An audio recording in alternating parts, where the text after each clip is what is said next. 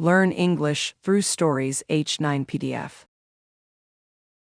Adapted and modified by Kulwant Singh Sandhu.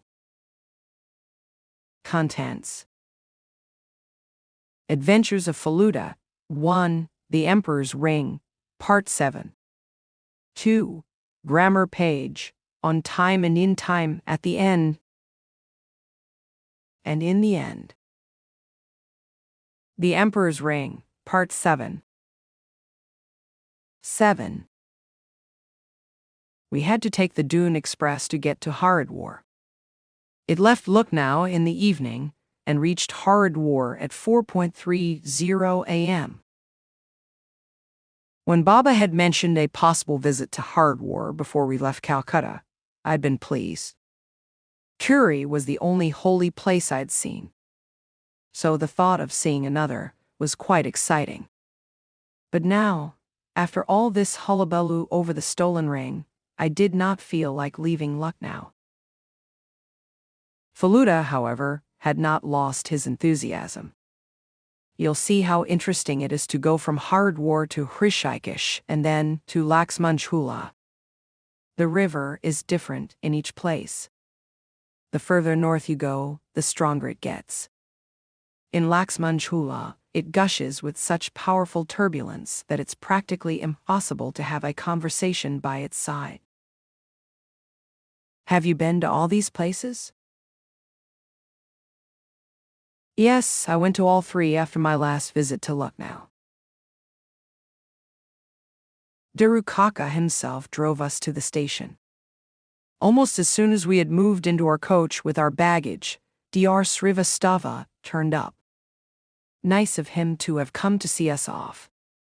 But no, a coolie was carrying his suitcase. We stared at him. I'd asked Daru Babu not to tell, Dr. Srivastava laughed, as the coolie put the suitcase down. He knew I wanted to go with you, gave you a surprise, didn't I? Baba seemed very pleased. Good, he said. I didn't think you'd be able to come away, or I'd have asked you myself. Srivastava dusted one corner of a seat and sat down. To tell you the truth, he said, I've tried not to show it, but I have been upset by the loss of Piral's gift, so I thought, getting away from it all might do me some good. Bonabihari Babu arrived within 5 minutes, with rather a lot of luggage. He greeted everyone with a smile and said, Stand by now for a spectacular event. Pavitrananda Swami is traveling in this train. His followers are coming to bid him farewell, witness their devotion. A plump, saffron-clad figure arrived a little later, long hair flowing down his shoulders. He was accompanied by dozens of people with garlands in their hands. He got into the first-class coach next to ours. A few others crowded round the doorway. Presumably all these were his devotees. There were just 5 minutes left before the train's departure. We had all climbed into our own carriage. Daru Kaka was standing on the platform, chatting with Baba through an open window, when one of the men in saffron detached himself from the group and came walking towards Daru Kaka, a big smile on his face, his arm outstretched. Daru? Do you remember me? Daru Kaka stared dumbly for a few seconds, then, with a shout of joy, strode forward and nearly hugged the other man. Ambika! Is it really you? Goodness, why are you wearing these clothes? Why, I've been in saffron now for 7 years. Daru Kaka introduced him. Ambika and I were classmates in school. We last met each other about 15 years ago. The guard blew his whistle.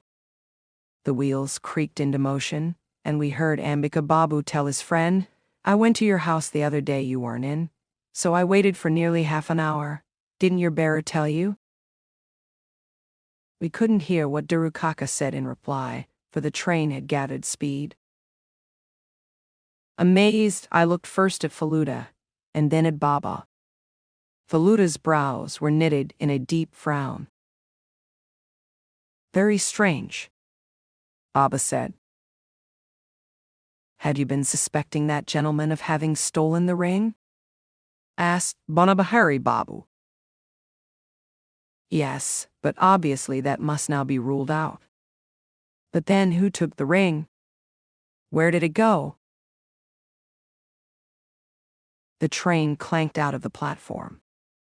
I stared with unseeing eyes at the minarets on top of the station. They were beautiful, but I was in no mood to admire them. All my thoughts were confused. What was Faluda thinking? Was he feeling a little embarrassed? After all, he had run all the way to the station to trace the Sadhu Baba. But if the man we just saw talking with Darukaka was a perfectly genuine sannyasi, who was that other man with an attaché case? Had he been loitering outside Darukaka's house the same evening? If so, was it because he knew about the ring, or was there a different reason? And who had thrown that piece of paper at Faluda with "Watch Out" written on it? Was Faluda asking himself the same questions? I looked at him again and found him deeply engrossed in reading his blue notebook with the Greek scribbles, and occasionally making further notes. Bonabahari Babu suddenly turned to Dr. Srivastava and asked, "Tell me, doctor, were you the last person to see Pirlal alive?" Dr. Srivastava was in the process of taking out oranges from a bag. "Yes," he replied, offering them to everyone. "I was certainly by his bedside when he died. So were his widowed sister, his bearer, and another servant." "Ijam," Bonabahari Babu said gravely. "Were you informed after he suffered the attack?"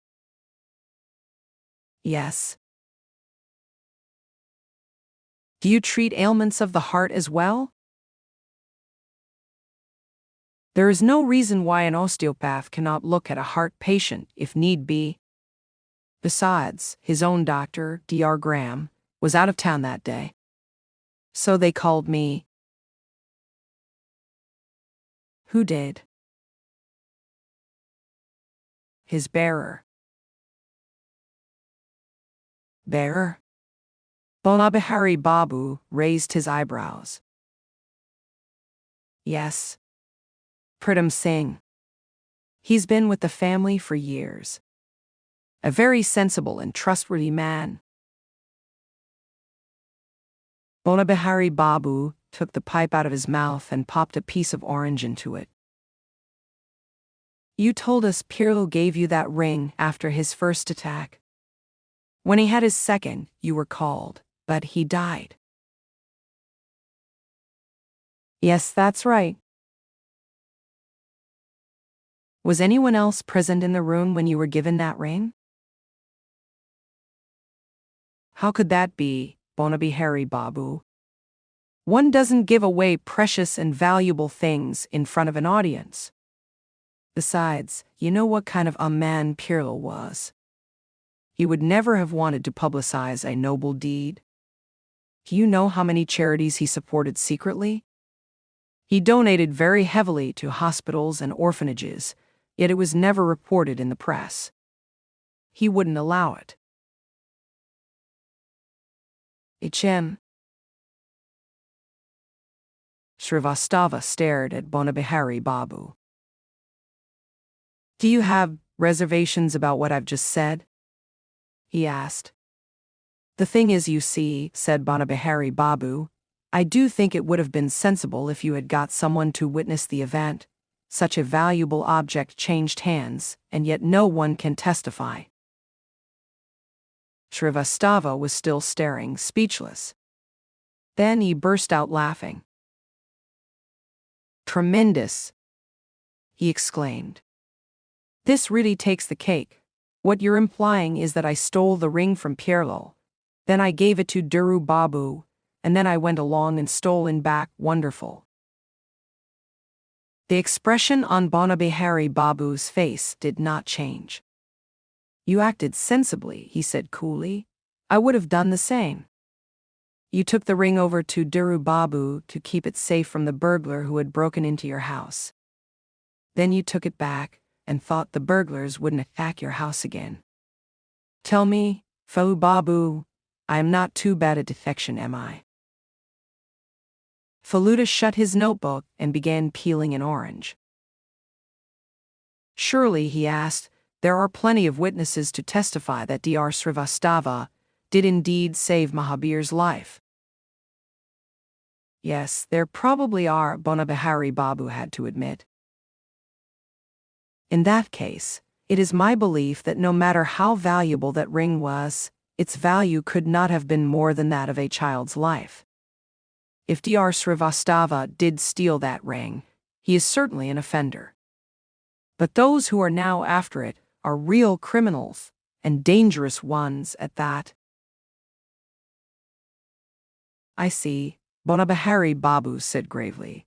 You don't believe that Srivastava has still got the ring, do you? No, I don't, because I have evidence to the contrary. Everyone in the coach was silent.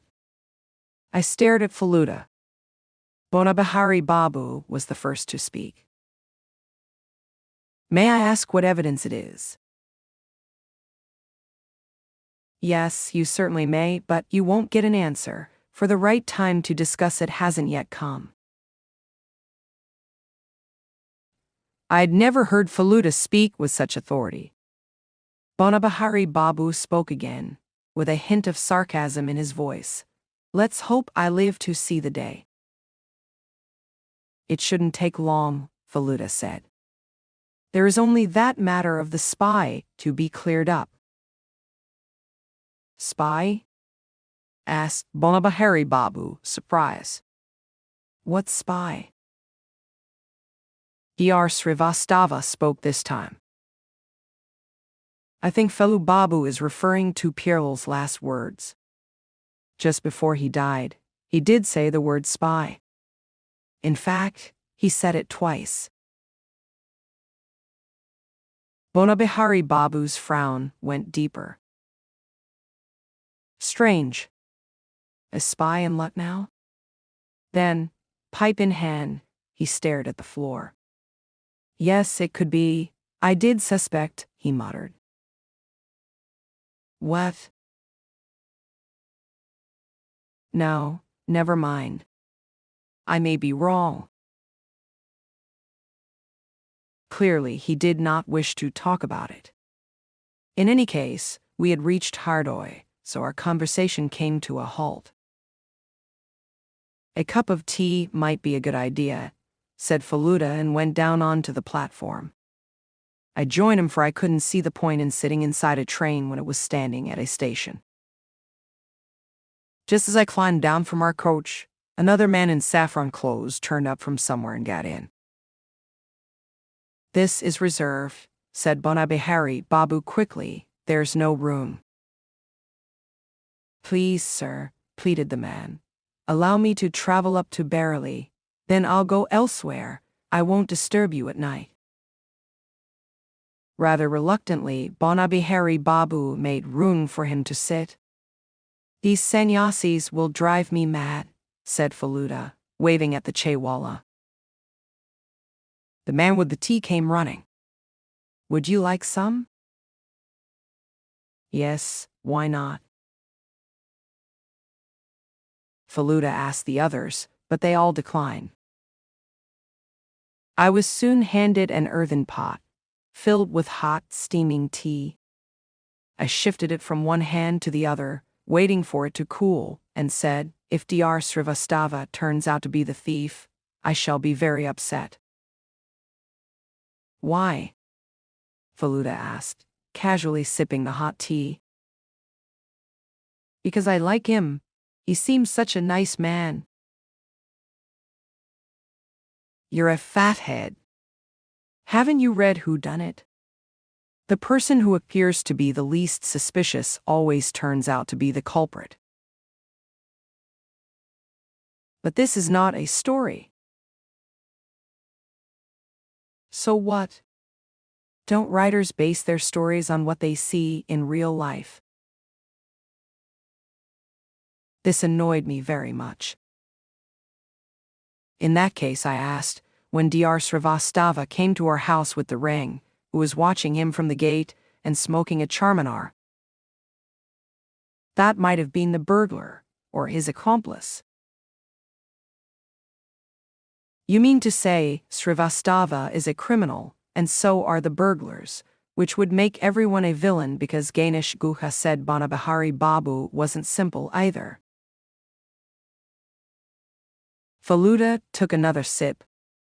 But before he could reply, another screwed-up piece of paper came flying, hit him on the forehead, and fell into his earthen pot.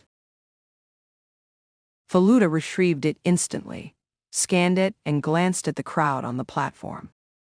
Then we heard the guard's whistle. There was no time now to look for the person who threw it.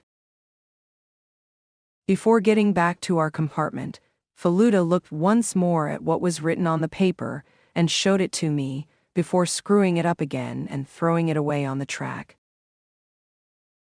It said, "Watch out," and the words were written with the same red juice of a pawn.